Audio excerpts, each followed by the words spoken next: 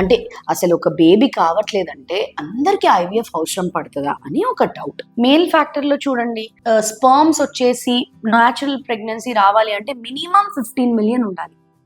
And IOI కోసం 10 million ఉండాలి. 6 million కంటే తక్కువగా ఉంది, మొటిలిటీ బాగాలేదు, మార్ఫాలజీ అంటే నార్మల్ గా లుకింగ్ స్పర్మ్స్ ఏవైతే ఉన్నాయో అవి కూడా బాగాలేదు అంటే 6 మిలియన్ కంటే తక్కువ ఉంటే ఆ స్పర్మ్స్ అనేవి న్యాచురల్ గా వెళ్ళి ఎగ్ ని కలవలేవు. కాబట్టి ఖచ్చితంగా ఒక ఐవీఎఫ్ అనేది, ఇక్సీ అనేది అవసరం పడుతుంది. అండ్ ఇవి కాక కొంతమందికి ఏంటి అంటే స్పర్మ్స్ పడిపోవడము, unexplained infertility, infections, long married life, ఇవన్నీ కూడా కన్సిడర్ చేసి and recurrent pregnancy losses, abortions అవుతా ఉన్నాయి.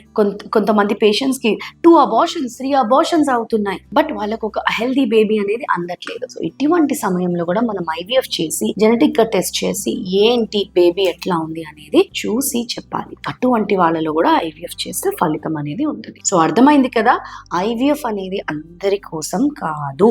అండ్ ఎవరికి అయితే ఇంపార్టెంట్ ఆర్ ఎవరికైతే యాక్చువల్ గా ఇండికేషన్ ఉందో వాళ్ళకి మాత్రమే చేస్తాం.